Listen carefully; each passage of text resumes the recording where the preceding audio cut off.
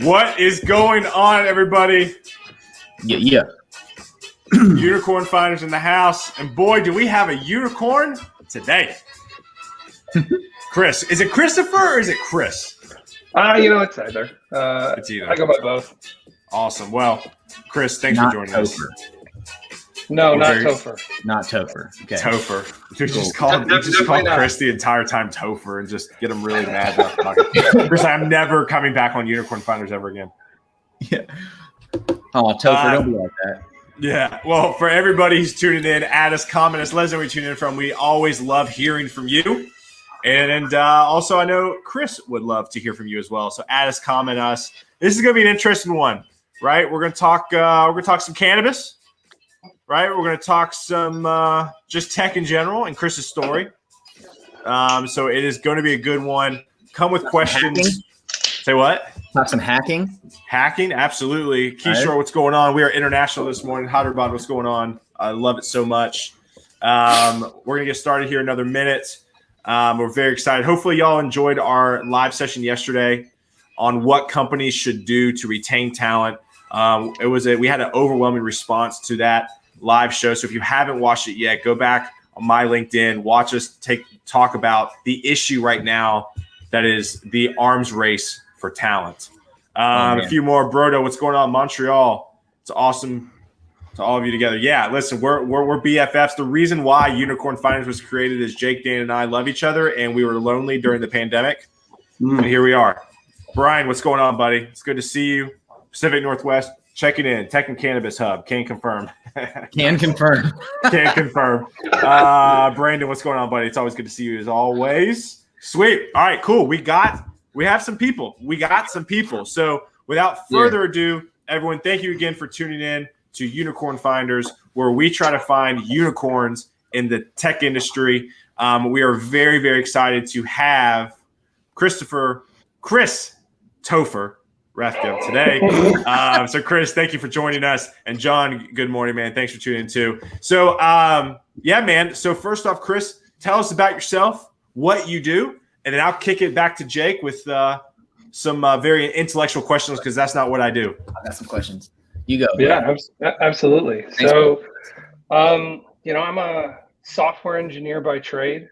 Have been doing it as long as I can remember. Have jumped from industry to kind of industry and have always been very entrepreneurial as well. So entrepreneurial engineer here. And right now I am with an awesome company, co-founder, CTO of CureMint.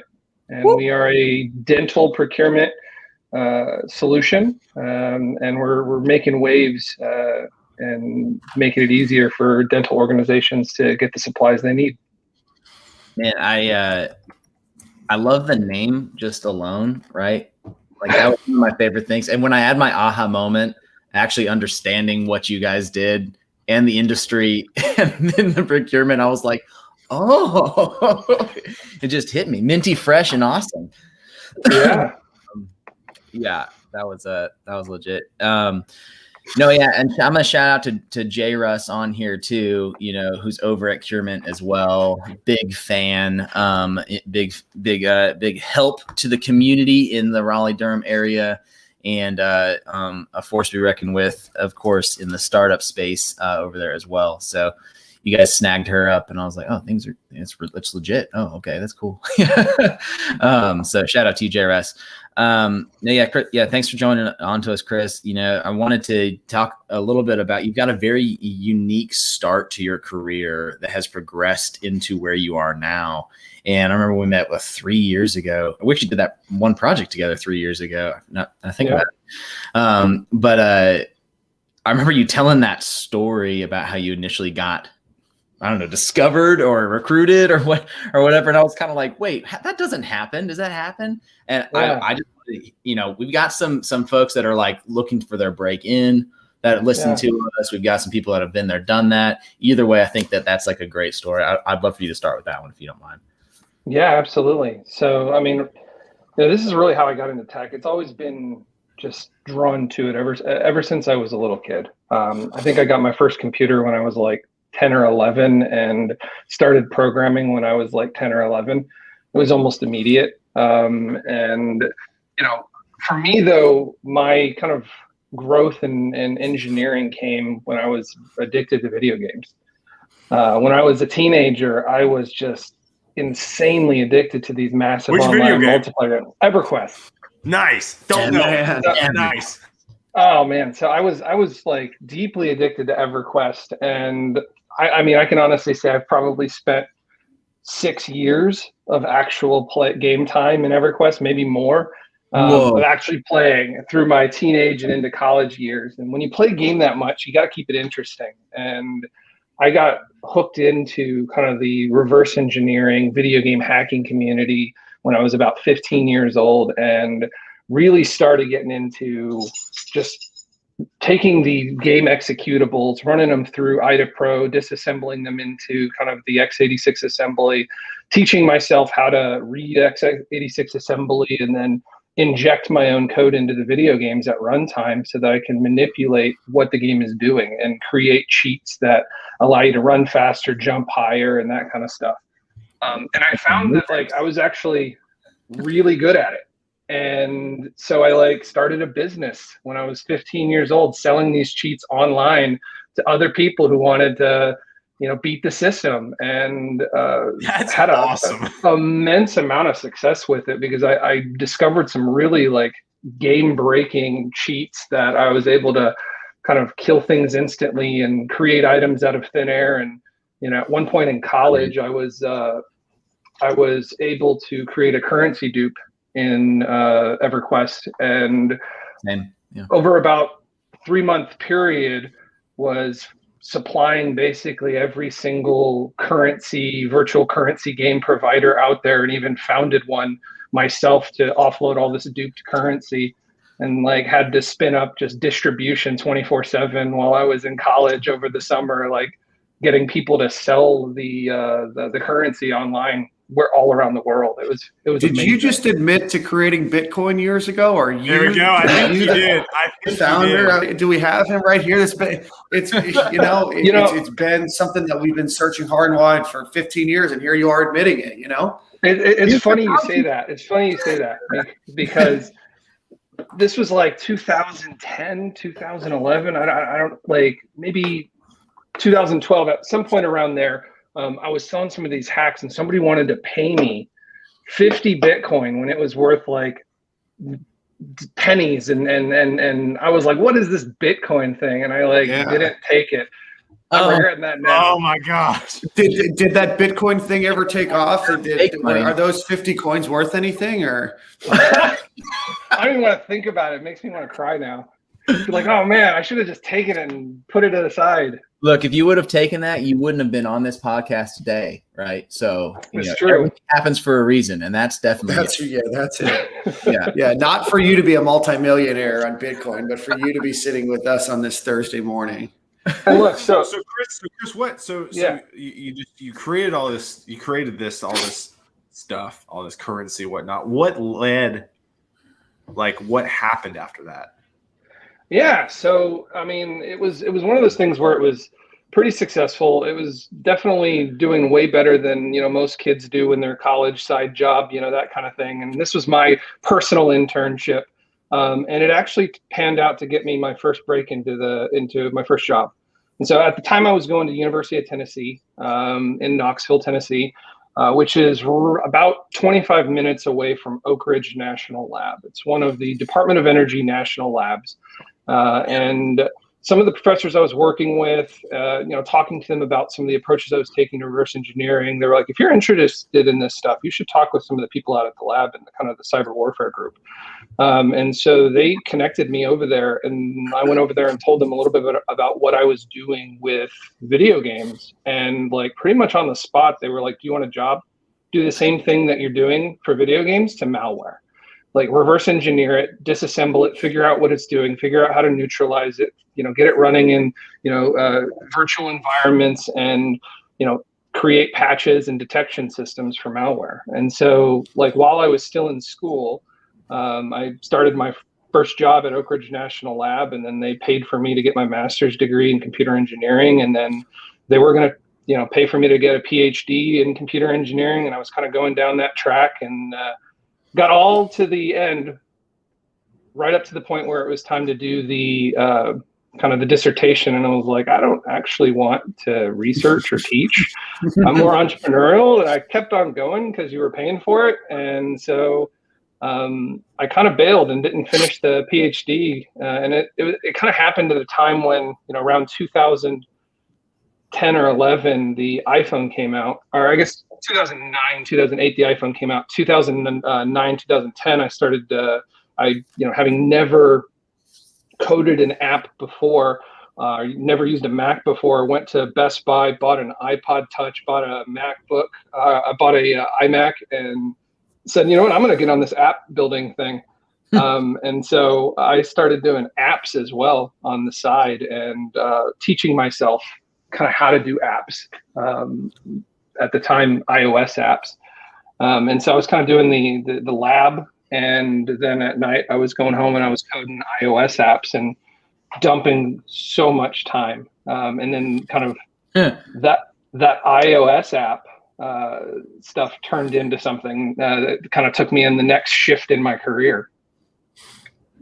Dang. How do you, if you, it sounds like everything that you have done has really just been out of curiosity, right? If we're talking to people that are trying to diversify their skill set or find a Christopher for their company, where do you look?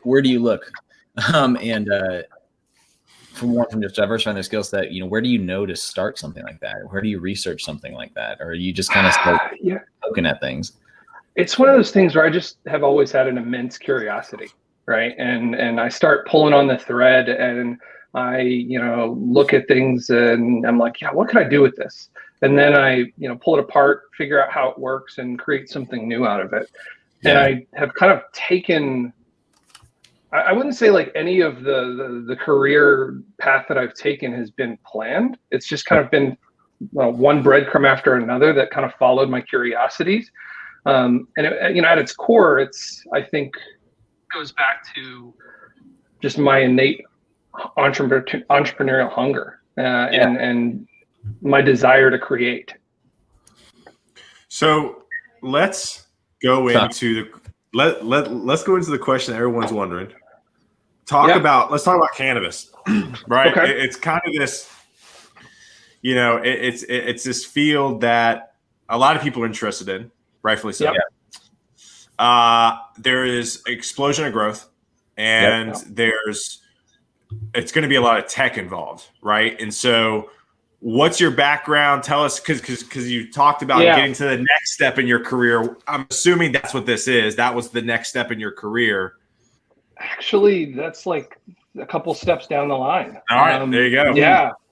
So, to get to the cannabis, you got to kind of follow the rest of the journey, right? And because it's a journey of starting businesses, succeeding and failing at times, retreating back to a normal job to kind of get that safety and that comfort. And then like, once you get your feet grounded again, leaping out again and starting another business. And so it's been kind of that cycle. And I get this, I get in these loops where it's like, go and work for a company. And then I guess I get what I call this entrepreneurial sickness. And it's that feeling at the center of your gut where you just don't want to be there, no matter how awesome the job is, because you want to be doing something else. And so like my career has been kind of taking me from place to place based on kind of cycles of trying new things out and then, retreating back to, the standard software engineering career. And so while I was at the lab, it was great, like exciting, hacking, reverse engineering, all that kind of stuff. I had this other side thing that I was doing with apps, and it was just really fun, right? Like, it was new and it was exciting. And I'd spent months and months and months building my first app thinking, oh my gosh, this is the gold rush of mobile apps. And I put my first app out there and thinking, oh my gosh, it's going to be great. Put it up for 99 cents and it got no downloads at all, right? Like, it was terrible. And so like, I was like, man, these apps suck. And I just spent all this money on an iPod Touch and an iMac. And I'm just going to focus back on, Oak Ridge and the job. And A few months went by, and I'm like, you know what, maybe I did it wrong, right? And so then I was like, let's do another one. And so I spent like 3 more months building another app, and same exact thing. I put it up and it was nothing. And I was like, oh my gosh, it's such a waste of time. I spent 6 months building iOS apps and got like 30 downloads total. And so I quit making apps again. And, you made $30. and so then I went back at it about 3 months later, and I put another 3 months into building my next thing, and it absolutely nailed it. Like, it blew up on the App Store. It hit number 3 on the education charts. And like, it was a whirlwind. Like, and the revenue from it allowed, like, it was sustained for like 6 months. And it was a thing where, like, it was just every month the revenue was growing and growing and growing. And it was like, oh my gosh, this could actually be a job, a career. Like, I don't necessarily have to stay at the lab. I could actually like leave the lab and do this full time, and it's way more fun. And so that's what I did. And everybody told me I was crazy. Like, I'm leaving this awesome government job that, you know, you stay there 25, 30 years, you get a pension and all that stuff to go make apps, right? Yeah. And so after, you know, about 6 months of feeling comfortable that this was something that was actually viable, I took the leap of faith. I jumped and I dove into app building full time for iOS and expanded to Android. And within about 2 years, I'd published 90-ish apps to the different app stores of games and utilities. And I created frameworks for building apps to make it faster to develop them and that kind of stuff. And I'd figured out how to monetize them and how to use the success of previous apps to slingshot new apps into the top charts of the App Store. And so, like, the more apps that I got into the top charts, the more I could leverage the users that were using them to help launch other apps into the top charts. And it was just an absolute blast. Probably some of the most fun I've had developing over kind of a 2-year period. And then kind of just like that, like overnight, Apple changed their algorithms for how apps are found on the App Store. And almost instantly, it resulted in like an 80% drop in revenue from my App Store. And I was like, holy shit, this is terrifying. Wow. Sorry, language. Yeah, go. Yeah. And so it's fine. Yeah, Taylor's dad watches, you know, but other than that, it was terrifying. And so then I tried to make the switch to building business apps and like create apps for companies and stuff like that. And that was pretty cool. It was one of those things where it was just a whole lot of effort, and it was really like, it's like a job. It was contract development at that point. Yeah. And it wasn't always the most fun. And it wasn't the same as like building the apps for fun, right? I did that for a few years, and it was at that time that, you know, the revenue was trying to dry up. I didn't have a new kind of system for really, you know, increasing the App Store revenue. And so I kind of retreated back and got a job at Radio Systems Corporation. And so they are like the #1 kind of supplier of pet products in the world. Like, they own Invisible Fence brand, and for hunters like Sport Dog and Pet Safe. And I came on their team and kind of led their their mobile connected IoT team, and helped them bring to market kind of 2 smart connected pet products. One was a pet feeder, and the other was a Bluetooth controlled dog collar. And that was a big challenge.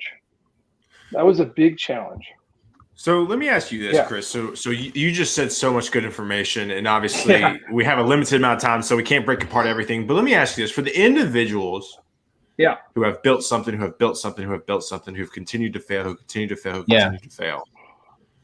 what's your kind of like main advice, right? So let's say I come to you today, Chris, man, I've built so much, like I'm at my wit's end.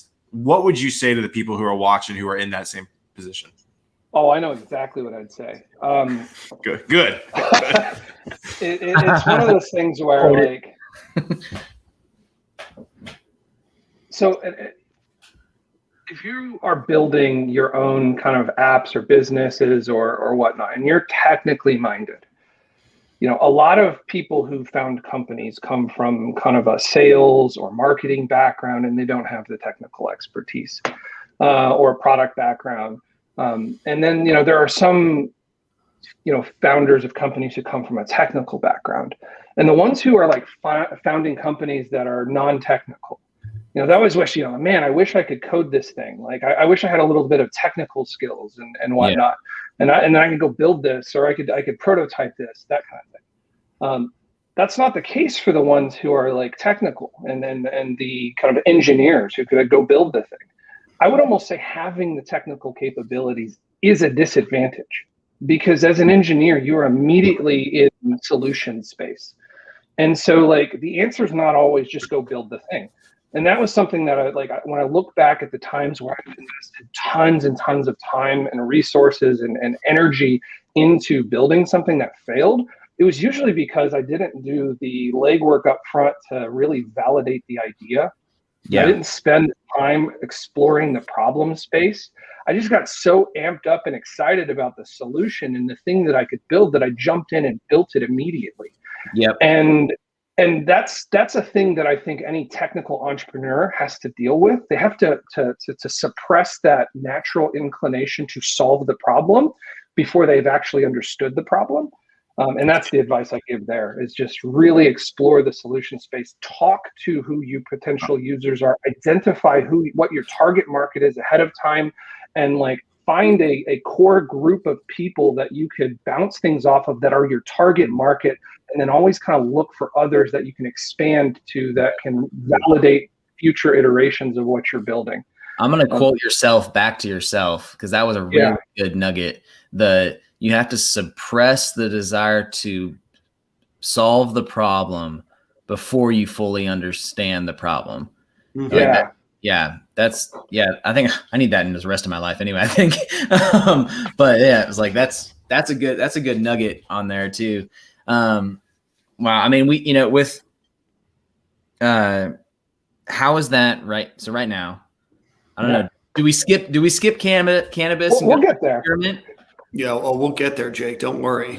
Chris, I've got a question. I want to jump in here real quick, because I think it's so. You've said a lot of good nuggets, and you've gone through so many different things. You were in the video game world, and then you were in the corporate world, and then you got into building apps, and then you went back into the corporate world. How do you keep that, I guess, that fervor and that desire to understand the problem before the solution, when it seems like so many businesses, when you go back into corporate America, are so focused on immediately finding a solution in a business model where, hey, we need something done in 3 months or 6 months. How do you transition, your thought process and bring that into the teams and companies you work for? Oh, that's a tough question to answer, because that's why you're on the hot seat. It really depends so much on kind of the situation that you're in and kind of the nuances of the business or the thing you're going into. If you're on your own and you're trying to prove something out before you scale it or before you bring anybody into it, then it's one of those things where you go as fast as you dictate, right? And you can control, hey, this is a side project I want to do, but before I jump in and build this new social media app, let me go spend some time really seeing what is making these other ones successful, and that kind of thing. You have control over that. Now, when you are kind of working with an early stage startup, and everything you do is critical, because you could potentially make a wrong decision, and most startups fail. Early stage, you kind of just need to have a good understanding of the problem space, I think, kind of going in, and you gotta use that for as long as you can, and focus on building that out and creating that core product that then you can kind of shift the focus to more of a product focus and an iterative focus. When you're in a middle, to large size company, it's really, really hard, because you're entrenched in kind of corporate, bureaucracy, established ways that we've always done things. And in those types of cases, if you want to kind of shake things up, you got to typically propose some sort of innovation team or some sort of startup team within the organization so that you can create that buffer layer that's insulated from the rest of the company and the way they've traditionally done things in order to create this innovative environment in an organization that maybe put innovation to the side just so that they can protect what they've achieved. And so it kind of depends on where you are within, a company, and the approach that you take. So go for it. Now let's get into your journey with cannabis. I'm just fascinated. I know I'm pushing it, right? I know I'm pushing it. I haven't talked to anybody. There. I haven't talked to anybody. We're not there yet, Taylor. We only have like almost 10 minutes. We got to go in. Yeah, we got to go in. We got to go in. We got 10 minutes. Try to keep it short, relatively. I'll kind of fast forward. I'm sorry, I thought I had an hour. So let me just keep talking. Just keep talking. Let me go into it. So kind of coming out, I left radio systems to kind of create my own company. I needed my own company, and at this time it was a dev shop. It was doing development work for other organizations.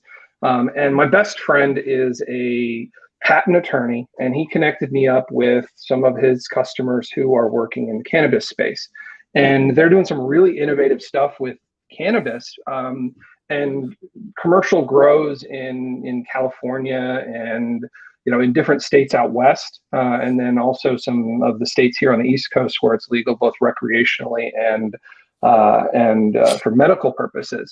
And their big challenge was that they really wanted to. They were scientists, and they really wanted to create a way to convey the chemical properties and the effects on the body and stuff like that in kind of layman's terms. They wanted to figure out how to take the raw information about cannabinoids and around terpenes and different things and kind of translate what does this mean in terms of relaxation, focus, and kind of make it easy for people to understand. And at the same time, they're running into scaling issues with their actual operations of their grows. They were expanding and growing. And so we got to talking, and it started out as just can you help us create a visualization for some of our data? And then, I started working with them, and my dev shop really had a very specific focus. Instead of going out and doing small project here and there, I was trying to take on 2-3 long-term relationships and kind of manage those and build partnerships over many, many years, so that I could have the stability to bring in staff to help me build these systems out. And so I got in and started exploring and talking with them about kind of how they run their processes, everything that goes into, choosing seeds and planting them and growing them and harvesting them and, and then modifying what you've grown to, create a derivative product that might be a vape pen or an edible and things along those lines.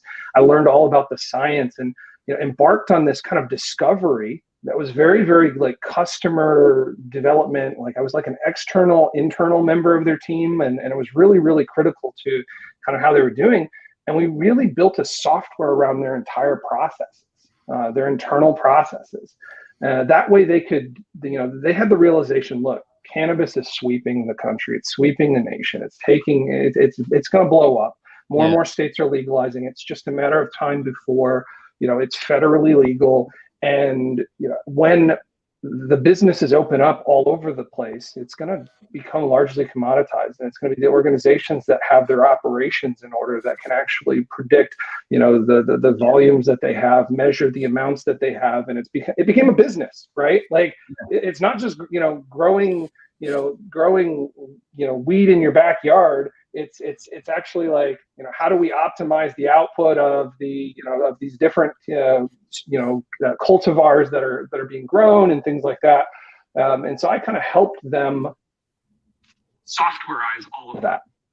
And I did it at the right time too. And in the process, I became very knowledgeable about kind of the whole process.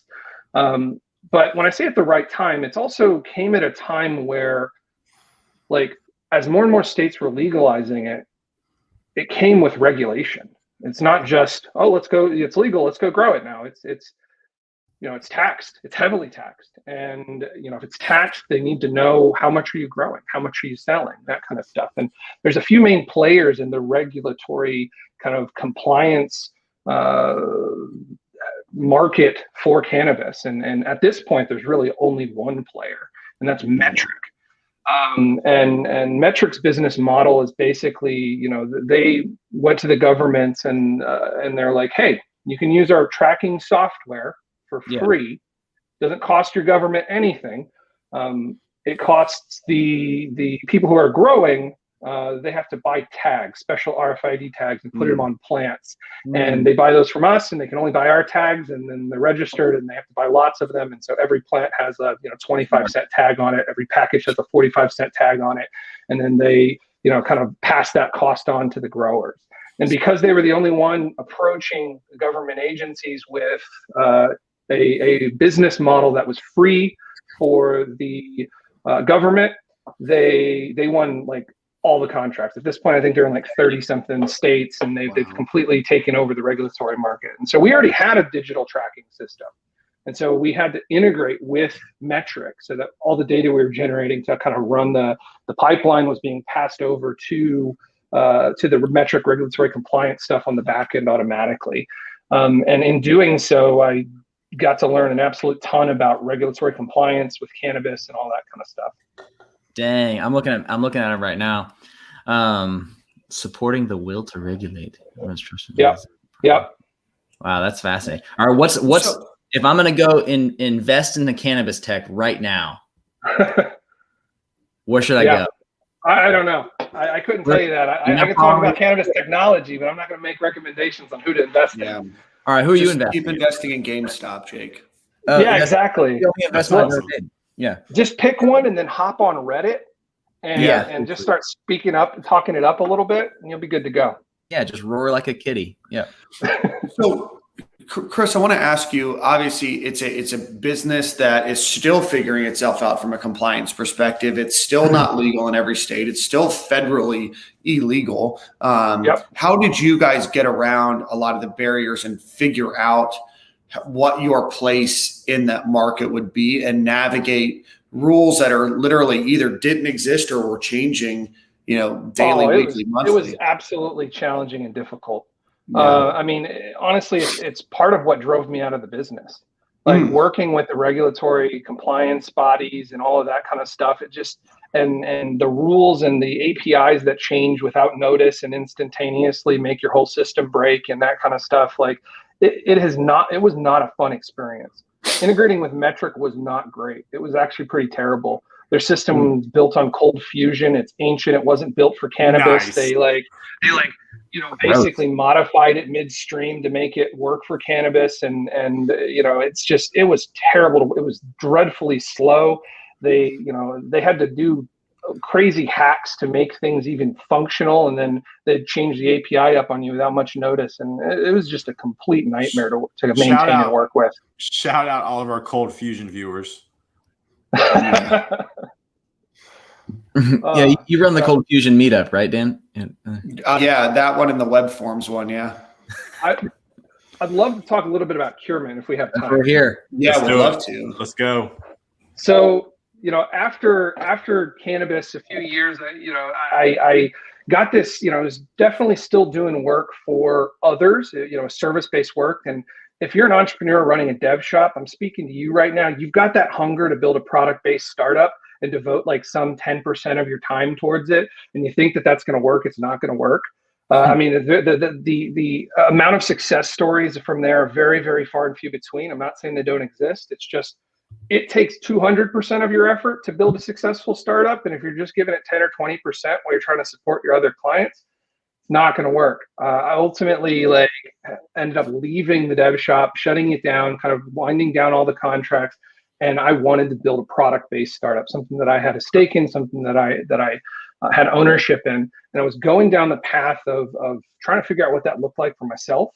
I knew that I wanted to do it in this kind of customer product-led way. I wanted to explore the problem space, really validate it before I jumped in and started building. And I committed to myself, I'm not going to build anything until I have, at least 6 months to a year of firm understanding on a problem space. And so I started diving into like the real estate industry and thinking maybe that's where I was going to go. That's when I met my co-founder, who was working out of American Underground, Brandon McCarty. And he came to me and he's like, Chris, let me tell you why dental procurement is the most exciting industry ever. It's even better than cannabis. Get high. I was like, get high. Boom. Oh man, I'm sold. And at first I was like, all right, maybe I can help him figure out what he needs and get him situated on a technology path. And he, the more and more he told me about it, what he was doing, the problem he was solving, and the more I learned about Brandon, the more I realized, holy crap, here is a person who's building a startup the right way. He had spent a year to a year and a half exploring the dental industry, going into dental organizations, talking with every single person from top to bottom, from CEO to CTO to CFO to the dental office assistants to the office managers, everybody all the way along the way, and just talk to them about their challenges and their problems. He helped them optimize some of their internal kind of workflows and did audits of their kind of dental organizations and became an expert on dental support organizations and the dental industry. And before he ever built anything, it was a year and a half in and he had validated his problem. And then he threw together an MVP that attempted to solve some of these problems, and it like sold like hotcakes. People loved it. He sold a whole bunch of them and even was able to sell up front to a large organization a full year in advance to 120, 130 different dental organizations up front. And so then the challenge came to be onboarding all of those. And he had real scale issues with his technology because he was running his MVP off of Drupal. And it was a Drupal e-commerce kind of website. And he kind of had a multi-site system, but like basically every single dental office that he had to log in and update the catalogs on all of them. If you wanted to change images, he had to log into all of these different instances. And it just had no scale at all.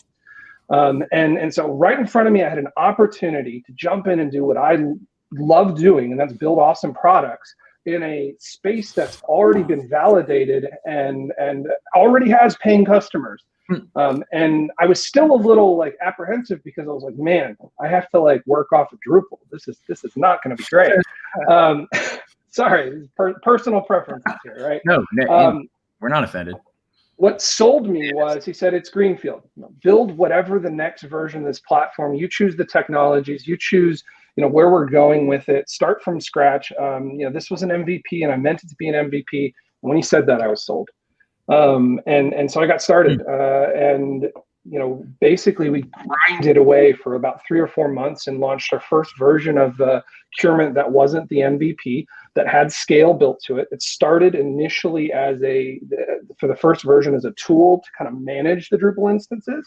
So it was a centralized data catalog, and then it exported data in a Drupal SQL format. After that, we added more and more services onto it until we finally launched the V1 non-MVP version in January of 2020, just before COVID hit. And everything's kind of got, perfect timing, right? Everyone realized how bad their breath was, right? Yeah, because masks hadn't even... I'm going to go to the dentist. Yeah. The new version was a big success. People loved it. And, at that point in time, we raised a series seed round from CoFounders Capital here in the Triangle. And we've used that raise to grow the team. At that point, you guys were the biggest investment they had ever made, right? Close to it. Yeah. Close to it. Not a big deal. Not a big deal. Yeah. And we've grown the team to about 13 now. We're growing month over month, hitting all of our numbers. The amount of kind of spend flowing through the platform is growing month over month, and we're starting to get the attention. We've gotten the attention of some very, very large dental organizations, and have closed some big customers lately, and are looking to grow and scale our team even more. Around October, Oh, go ahead. No, I just have a quick question. I want to hear the rest of the story here in a second, but you announced that you rolled out your new product in January, and then COVID comes in March, and a lot of your doctor's offices were only taking emergencies. A lot of your dental offices were only taking emergencies, at least for a few months here in Florida. Like, we didn't ever act like COVID existed, but for most of America, right? What was that like? I mean, you get hit with something completely out of your control that completely changes the business that you guys are in, probably, didn't let you guys get the revenues that you wanted, or certainly, maybe the order flow that you guys were anticipating. What was it like getting through that, knowing, again, an unknown of how long COVID is going to last? Yeah, I mean, it definitely challenging, but it was more challenging for the dental organizations, I'm sure. So there was about a 2-month period, April, May, maybe a little bit longer than that, where just like everything kind of shut down completely, and nobody was buying any dental supplies. There was a lot of uncertainty, and then coming out of that, the biggest curveball the industry took was supplying their PPE, the personal protective equipment, and getting it. And even still, it's a challenge.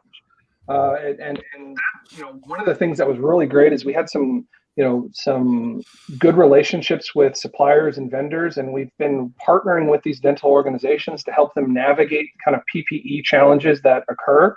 That's cool. And so I think it did a couple things. Like, at first it was kind of right? Like, this is kind of, they're not buying, and but things kind of changed, right? And as the dental organizations adapted to the new norm, so did CureMint. And we became good partners with the dental organizations and with the suppliers to try to help bridge that PPE gap as much as we could. That's awesome. So cool. So where are you guys at now? Like, what's next for you guys? You have a bunch of money. COVID seems to be going down. People are back and getting their teeth cleaned, getting fillings done. I'll be there tomorrow. Very good. What is what's next for you guys? What's your journey and your path? Absolutely. So, around October, November of last year, it became clear to me that the way we were building, and this touches back on the question you asked earlier, Dan, about how do you get started when there's business demands and things like that. Around, October, November, coming into the new year of this year, we realized that our engineering team's getting burned out.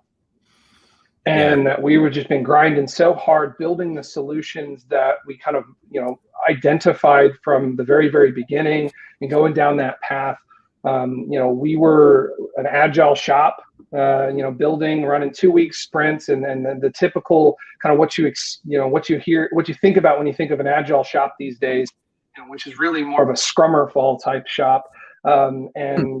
And we were falling right into that pattern, right? Where we were just like, product was, kind of, writing some user stories and tossing it over the fence to engineering. And then we're going building and building things. And we were just constantly pushing the boundaries on that. I realized, that something's got to change here. I think I could feel it coming in the company, that it was no longer the time to be, running off of that customer initial problem discovery. We needed to make that shift into a product-led company. And so with, the support of my team, J. Ross, Brandon, Brad Springer, and others, we've been transitioning the company into a product-led company, which starts with your goals, it starts with your outcomes, the changes in behavior you want to make in the product.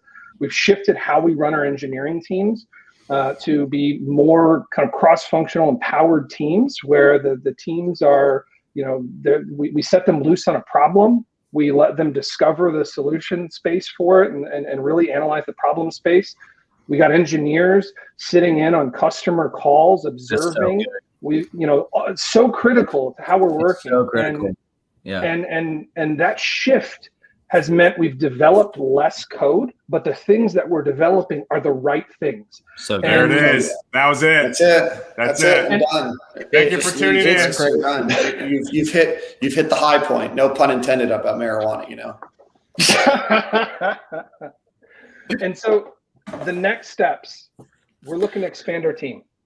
Who do you need? We need a senior engineer. We have a couple engineering positions open. We have a couple product positions open on our what we call our mission teams. Our mission teams are a team of product design engineering. 4 engineers is our ideal for a mission team. We're looking to build out our mission teams. We have 2 product manager positions open at the moment. We have 2 engineering positions open at the moment, a senior engineer, mid-level engineer. All of our engineers at the moment are full stack. Our tech stack is React. Sorry. Do what? I was just asking what you got to answer. What's the tech now? Yeah. Our tech stack is React front end, talking to a GraphQL API. And then at the moment, we've got a Laravel PHP backend that is connected with that we've been kind of creating more microservices off of as of lately. And we are looking at this point to kind of see where the next phase is on scaling this out, because we're starting to get a decent user load in there. I anticipate us over the course of the next year probably looking to bring on about 10 more engineers. And so we have some pretty awesome growth plans ahead of us in terms of engineering. And so if you are an engineer who is tired of sitting in your dev shop and tired of pushing features all day long, and you want to be involved in the conversation of discovery, you want to be involved in the product conversations about, figuring out what's going on, and you don't want to, wait for the ceremonial, sprint planning that you get a transfer of knowledge information with, where you're missing gaps, and you want to just be in the conversation the entire time, and then you want to build it out. And then you want to track and optimize it. Go to CureMint.io, go to careers. We want to have you. It requires engineers that have, that kind of personal, communication skills. That if you just want to sit in a corner and code, we're probably not the right place for you. Because I definitely want engineers involved in the whole process. I think it's absolutely critical to our ongoing success. But we'd love to have you, and I'd love to chat with you. Chris, I got a PHP Laravel guy, senior, looking for work. Love it. He's out of Nashville. Awesome. Hey, you take anyone up and down East Coast? Yeah, so that's I think COVID has kind of made us realize that a hybrid model is how we're going to go. I think going forward. For me, it's just we do work East Coast hours, and so we kind of we have some daily ceremonies and things we do. So if you can participate in those, I don't really care where you live. Yeah, bud. Chris, I want to ask you a question, and you kind of touched on it a little bit with Evan's question, but when you're building, and you've built a lot of companies, you've built teams, you've built products, how do you determine which tech to use, and how do you then grow with that tech or decide that it's time for new tech? I mean, obviously there's some cost constraints at the beginning with some, but how do you then determine, hey, we're so far entrenched with PHP Laravel, how do we make that move? Or, hey, we realize that this Python stuff that we're doing just doesn't scale the way we want. Or, hey, we don't want to do whatever. You know what I'm getting at. I don't need any more examples. I'll add one more. Fantastic question. Yeah, go ahead, Jake. One more flavor onto that. Because we talk to a lot of founders that try to do something shiny or stupid at the beginning, and they pick tech, and they cannot find talent to fill it afterwards. It's called resume-driven development. It's a real thing, man. One of my developers told me that. It's resume-driven development. Yeah. And RDD, I love it. So I think there are so many amazing technical solutions, and choosing the right one really depends on kind of where you're at in your startup journey, and where, what skills and abilities you have, right now. I've been doing Laravel development myself since about 2010. And so it was a very natural kind of pick first go. But also the thing that really, really got me sold on, instead of going Node.js on our back end, I knew I wanted to use GraphQL.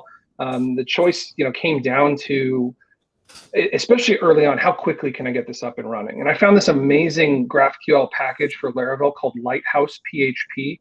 That had a bunch of tools and kind of custom resolvers kind of built into it, so I could get build my. I basically the beginning of the app was just focused on the React front end, and I didn't have to do much. I just created a database and bound the resolvers to the database, and I was able to get on very, very quickly. And so I chose the Laravel in the beginning to get up quickly. And it was based on our need to make moves with the technology quickly for the startup. And so it was the right balance for where we were as a startup. And then, to me, at that point, it falls back to good architecture. I've heard good architecture described as delaying the need to make decisions as long as possible. And if you can do that, you've got a pretty good architecture. And so, we have kind of taken that mindset and that approach and really, and at the moment, we're looking to scale it, right? How are we going to scale it? Well, we've been pushing more and more stuff into background services, background jobs, anything that goes out over email, all the orders that get placed through CureMint, all kinds of different things are now happening in background jobs. And we have queues and queues listeners and schedulers that are kind of mitigating the work across different servers and things like that. I think, with any technology or language choice you make, if you have good architecture, you can scale it. That's awesome, dude. I'm all out of questions. You've you crushed it, Chris. I appreciate it, man. Me that I want to pick up tech and learn how to do whatever you do, but I'm not smart enough. We'll figure it out. I know how to use the Google machine. Oh God. Well, man, like that. This was great. We got a lot of we got a lot of good nuggets on there, and I'm going to keep saying nuggets for obvious reasons. And excited to share. We'll share your. There's J-Russ. You missed my shout out. I'm glad that you're on here. Yeah. That's the happiest picture I've ever seen of somebody in my life. And I love that was a great headshot. Everybody at CureMint smiles that way. J-Russ. That's it. That's her. Yeah. Through and through. That. I want to be friends with J-Russ. She's awesome. No, yeah, we'll share your careers page, for us, for sure. And really, thank you so much for coming on, taking the time out of the day, even with limited resources internally. And I'm sure it hurts to not be coding right now or architecting or hiring or something, but this is good building block stuff too. So hopefully it pays for you guys. Jake, I want to comment on that real fast. Kind of my role as CTO, the way I look at it is to build teams. And the way I do that is by doing stuff like this and by, connecting and building, the company brand and the personal brand and that kind of stuff and making those connections. This is some of the most important stuff right here in this conversation to get that word out there that we're looking for development talent. And so, I will sit on here all day long and, twice on Tuesday to kind of get our word out there and that message out there. I love it. I mean, that's because we're unicorn founders, right? It's us. Absolutely. Yeah. I get it. I meant specifically this podcast. Oh, good. Right. Okay, yeah. Just this one. This is the first time he's been on one. First and last. Well, man, it was a pleasure. Yeah, you have a killer day. Be sure to reach out to CureMint, y'all, and follow them. Doing cool stuff. Absolutely. Yeah, we'll see all the unicorn finders. Yes, please follow us. Yeah, got some more great guests, and we've had some awesome guests too in the recent past. So yeah, definitely check it out. So Chris, thanks for coming on, buddy. We appreciate you. Thank you all. All right, appreciate it. Talk to you soon. Go get.